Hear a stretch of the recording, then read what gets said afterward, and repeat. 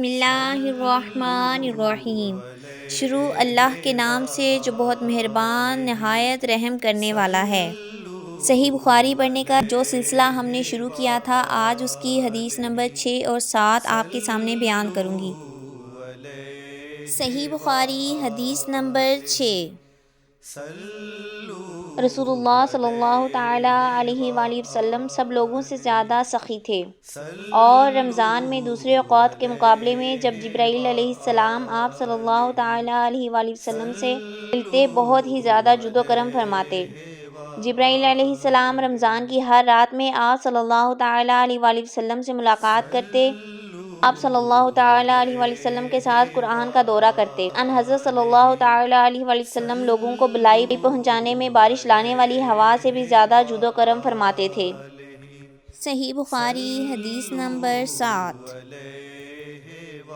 ہرقل شاہ روم ان کے پاس قریش کے قافلے میں ایک آدمی بلانے کو بھیجا، اور اس وقت یہ لوگ تجارت کے لیے ملک شام گئے ہوئے تھے، اور یہ وہ زمانہ تھا جب رسول اللہ صلی اللہ تعالی علیہ وآلہ وسلم نے قریش اور ابو سفیان سے ایک وقتی عہد کیا ہوا تھا۔ جب ابو سفیان اور دوسرے لوگ ہرقل کے پاس ایلیا پہنچے جہاں ہرقل نے دربار طلب کیا تھا، اس کے گرد روم کے بڑے بڑے علماء، وزراء، امراء بیٹھے ہوئے تھے۔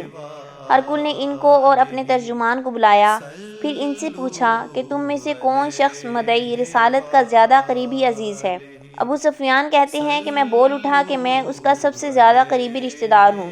یہ سن کر ہرقل نے حکم دیا کہ اس کو، یعنی ابو سفیان کو میرے قریب لا کر بٹھا دو، اور اس کے ساتھیوں کو اس کی پیٹھ کے پیچھے بٹھا دو۔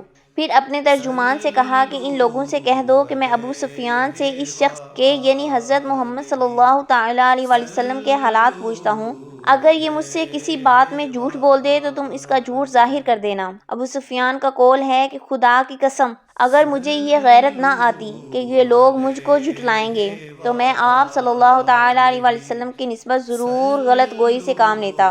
خیر، پہلی بات جو ہرقل نے مجھ سے پوچھی وہ یہ کہ اس شخص کا خاندان تم لوگوں میں کیسا ہے؟ میں نے کہا وہ تو بڑے اونچے اعلیٰ نسب والے ہیں۔ کہنے لگا اس سے پہلے بھی کسی نے تم لوگوں میں ایسی بات کہی تھی؟ میں نے کہا نہیں۔ کہنے لگا اچھا اس کے بڑوں میں کوئی بادشاہ ہوا ہے؟ میں نے کہا نہیں۔ پھر اس نے کہا بڑے لوگوں نے اس کی پیروی اختیار کی ہے یا کمزور لوگوں نے؟ میں نے کہا نہیں، کمزور لوگوں نے۔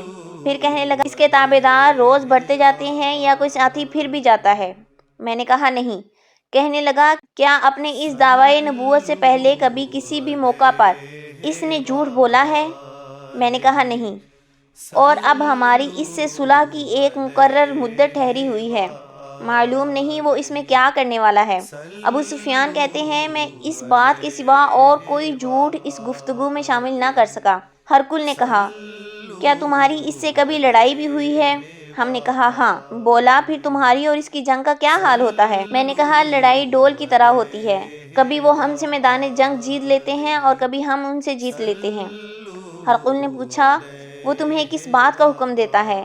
میں نے کہا وہ کہتا ہے کہ صرف اللہ ہی کی عبادت کرو اور اس کا کسی کو شریک نہ ٹھہراؤ، اور اپنے باپ دادا کی شرک کی باتیں چھوڑ دو، اور ہمیں نماز پڑھنے، سچ بولنے، پرہیزگاری اور صلہ رحمی کا حکم دیتا ہے۔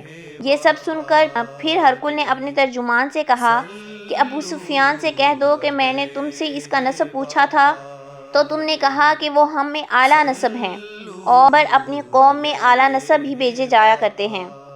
میں نے تم سے پوچھا کہ دعویٰ نبوت کی یہ بات تمہارے اندر اس سے پہلے کسی اور نے بھی کہی تھی تو تم نے جواب دیا کہ نہیں۔ تب میں نے اپنے دل میں کہا کہ اگر یہ بات اس سے پہلے کسی نے کہی ہوتی تو میں سمجھتا کہ اس شخص نے بھی اسی بات کی تلقین کی ہے جو پہلے کہی جا چکی ہے۔ میں نے تم سے پوچھا کہ اس کے بڑوں میں کوئی بادشاہ بھی گزرا ہے؟ تم نے کہا نہیں۔ تو میں نے دل میں کہا کہ ان کے بزرگوں میں سے کوئی بادشاہ ہوا ہوگا تو کہہ دوں گا کہ وہ شخص اس بہانے اپنے آباء و اجداد کی بادشاہت اور ان کا ملک دوبارہ حاصل کرنا چاہتا ہے۔ اور میں نے تم سے پوچھا کہ اس بات کے کہنے، یعنی پیغمبری کا دعویٰ کرنے سے پہلے تم نے کبھی اس کو دروغ گوئی کا الزام لگایا ہے؟ تو تم نے کہا نہیں۔ تو میں نے سمجھ لیا کہ جو شخص آدمیوں کے ساتھ دروغ گوئی سے بچے وہ اللہ کے بارے میں کیسی جھوٹی بات کہہ سکتا ہے؟ اور میں نے تم سے پوچھا کہ بڑے لوگ اس کے پیرو ہوتے ہیں یا کمزور آدمی؟ تم نے کہا کمزور۔ دراصل یہی لوگ پیغمبروں کے متبعین ہوتے ہیں۔ اور میں نے تم سے پوچھا کہ اس کے ساتھی بڑھ رہے ہیں یا کم ہو رہے ہیں؟ تم نے کہا کہ وہ بڑھ رہے ہیں۔ اور ایمان کی کیفیت یہی ہوتی ہے حتیٰ کہ وہ کامل ہو جاتا ہے۔ اور میں نے تم سے پوچھا کہ آیا کوئی شخص اس کے دین سے ناخوش ہو کر مرتد بھی ہو جاتا ہے؟ تم نے کہا نہیں۔ پھر ایمان کی خاصیت بھی یہی ہے کہ جن کے دلوں میں اس کی مسرت رس بس جائے وہ اس سے لوٹا نہیں کرتے۔ اور میں نے تم سے پوچھا کہ آیا وہ کبھی عہد شکنی کرتے ہیں یعنی وعدہ خلافی کرتے ہیں؟ تم نے کہا نہیں۔ پیغمبروں کا یہی حال ہوتا ہے کہ وہ عہد کی خلاف ورزی نہیں کرتے۔ اور میں نے تم سے کہا کہ وہ تم سے کس چیز کے بارے میں کہتے ہیں؟ تم نے کہا کہ وہ ہمیں حکم دیتے ہیں کہ اللہ کی عبادت کرو، اس کے ساتھ کسی کو شریک نہ ٹھہراؤ، اور تمہیں بتوں کی پرستش سے روکتے ہیں، سچ بولنے اور پرہیزگاری کا حکم دیتے ہیں۔ لہٰذا اگر یہ باتیں جو تم کہہ رہے ہو سچ ہیں تو ان قریب وہ اس جگہ کا مالک ہو جائے گا کہ جہاں میرے یہ دونوں پاؤں ہیں۔ مجھے معلوم تھا کہ وہ پیغمبر آنے والا ہے، مگر مجھے یہ نہیں معلوم تھا کہ وہ تمہارے اندر ہوگا۔ اگر میں جانتا کہ اس تک پہنچ سکوں گا تو اس سے ملنے کے لیے ہر تکلیف گوارا کرتا۔ اگر میں اس کے پاس ہوتا تو اس کے پاؤں دھوتا۔ ہرقل نے رسول اللہ صلی اللہ تعالیٰ علیہ وسلم کا وہ خط منگوایا جو آپ نے دحیہ کلبی رضی اللہ تعالیٰ عنہ کے ذریعے حاکم بصری کے پاس بھیجا تھا، اور اس نے وہ ہرقل کے پاس بھیج دیا تھا۔ پھر اس کو پڑھا تو اس میں لکھا تھا، اللہ کے نام کے ساتھ جو نہایت مہربان اور رحم کرنے والا ہے۔ اللہ کے بندے اور اس کے پیغمبر محمد صلی اللہ تعالیٰ علیہ وسلم کی طرف سے یہ خط ہے شاہ روم کے لیے۔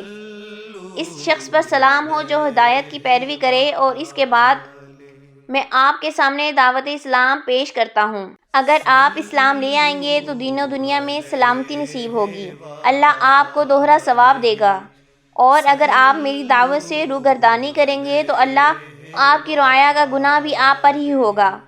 اور اے اہل کتاب، ایک ایسی بات پر آ جاؤ جو ہمارے اور تمہارے درمیان یکساں ہے، وہ یہ کہ ہم اللہ کے سوا کسی کی عبادت نہ کریں اور کسی کو اس کا شریک نہ ٹھہرائیں، اور نہ ہم میں سے کوئی کسی کو خدا کے سوا اپنا رب بنائے۔ پھر اگر وہ اہل کتاب اس بات سے منہ پھیر لیں تو مسلمانوں، تم ان سے کہہ دو کہ تم مانو یا نہ مانو، ہم تو ایک خدا کے اطاعت گزار ہیں۔ ابو سفیان کہتے ہیں جب ہرقل نے جو کچھ کہنا تھا کہہ دیا اور خط پڑھ کر فارغ ہوا تو اس کے ارد گرد بہت شور و غل ہوا، بہت سی آوازیں اٹھی اور ہمیں باہر نکال دیا گیا۔ تب میں نے اپنے ساتھیوں سے کہا، تو کبشہ کے بیٹے ان حضرت صلی اللہ تعالیٰ علیہ وسلم کا معاملہ تو بہت بڑھ گیا، دیکھو تو اس سے بنی اصفر روم کا بادشاہ بھی ڈرتا ہے۔ مجھے اس وقت سے اس بات کا یقین ہو گیا کہ رسول اللہ صلی اللہ تعالیٰ علیہ وسلم عنقریب غالب ہو کر رہیں گے، حتیٰ کہ اللہ نے مجھے مسلمان کر دیا۔ راوی کا بیان ہے کہ ابو ناطور ایلیا کا حاکم، ہرقل کا مصاحب اور شام کا نصاری کا لاٹ پادری بیان کرتا تھا کہ ہرقل جب ایلیا آیا ایک دن صبح کو پریشان اٹھا تو اس کے درباریوں نے دریافت کیا کہ آج ہم نے آپ کی حالت بدلی ہوئی پائی ہے، کیا وجہ ہے؟ ابن ناطور کا بیان ہے کہ ہرقل نجومی تھا، علم نجوم میں وہ پوری مہارت رکھتا تھا۔ اس نے اپنے ہم نشینوں کو بتایا کہ میں نے آج رات ستاروں پر نظر ڈالی تو دیکھا کہ ختنہ کرنے والوں کا بادشاہ ہمارے ملک پر غالب آ گیا ہے۔ بھلا اس زمانے میں کون لوگ ختنہ کرتے تھے؟ انہوں نے کہا کہ یہود کے سوا کوئی ختنہ نہیں کرتا، سو ان کی وجہ سے پریشان نہ ہو۔ سلطنت کے تمام شہروں میں یہ حکم لکھ کر بھیجیے کہ وہاں جتنے یہودی ہوں سب قتل کر دیے جائیں۔ وہ لوگ انہی باتوں میں مشغول تھے۔ ہرقل کے پاس ایک آدمی لایا گیا جسے شاہ غسان نے بھیجا تھا۔ اس نے رسول اللہ صلی اللہ تعالیٰ علیہ وسلم کے حالات بیان کیے۔ جب ہرقل نے سارے حالات سن لیے تو کہا کہ جا کر دیکھو وہ ختنہ کیے ہوئے ہے یا نہیں۔ انہوں نے اسے دیکھا تو بتلایا کہ وہ ختنہ کیا ہوا ہے۔ ہرقل نے جب اس شخص سے عرب کے بارے میں پوچھا تو اس نے بتلایا کہ وہ ختنہ کرتے ہیں۔ تب ہرقل نے کہا کہ یہی محمد صلی اللہ تعالیٰ علیہ وسلم اس امت کے بادشاہ ہیں جو پیدا ہو چکے ہیں۔ پھر اس نے اپنے دوست کو رومیہ خط لکھا، اور وہ بھی علم نجوم میں ہرقل کی طرح ماہر تھا۔ پھر وہاں سے ہرقل حمص چلا گیا۔ ابھی ہم سے نکلا نہیں تھا، اس کے دوست کا خط اس کے جواب میں آ گیا۔ اس کی رائے بھی حضور صلی اللہ تعالیٰ علیہ وآلہ وسلم کے ظہور کے بارے میں ہرقل کے موافق تھی کہ محمد صلی اللہ تعالیٰ علیہ وآلہ وسلم واقعی پیغمبر ہیں۔ اس کے بعد ہرقل نے روم کے بڑے آدمیوں کو اپنے حمص کے محل میں طلب کیا اور اس کے حکم سے محل کے دروازے بند کر لیے گئے۔ پھر وہ اپنے خاص محل سے باہر آیا اور کہا، اے روم والو، کیا ہدایت اور کامیابی میں کچھ حصہ تمہارے لیے بھی ہے؟ اگر تم اپنی سلطنت کی بقا چاہتے ہو تو پھر اس نبی صلی اللہ تعالیٰ علیہ وآلہ وسلم کی بیعت کر لو اور مسلمان ہو جاؤ۔ یہ سننا تھا کہ پھر وہ لوگ وحشی گدھوں کی طرح دروازوں کی طرف دوڑے مگر انہیں بند پایا۔ آخر جب ہرقل نے اس بات سے ان کی نفرت دیکھی اور ان کے ایمان لانے سے مایوس ہو گیا تو کہنے لگا، ان لوگوں کو میرے پاس لاؤ۔ جب وہ دوبارہ آئے تو انہوں نے کہا، میں نے جو بات کہی تھی اس سے تمہاری دینی پختگی کی آزمائش مقصود تھی، سو وہ میں نے دیکھ لی۔ تب یہ بات سن کر وہ سب کے سب اس کے سامنے سجدے میں گر پڑے اور اس سے خوش ہو گئے۔ بالآخر ہرقل کی آخری حالت یہی رہی۔ ابو عبداللہ کہتے ہیں کہ اس حدیث کو صالح بن کیسان، یونس اور معمر نے بھی زہری سے روایت کیا ہے۔ اللہ پاک سے دعا ہے کہ اللہ پاک ہمیں سچ بولنے کی، سچ سننے کی، حدیث پڑھنے کی، حدیث پر عمل کرنے کی توفیق عطا فرمائے۔ آمین ثم آمین یا رحمت للعالمین۔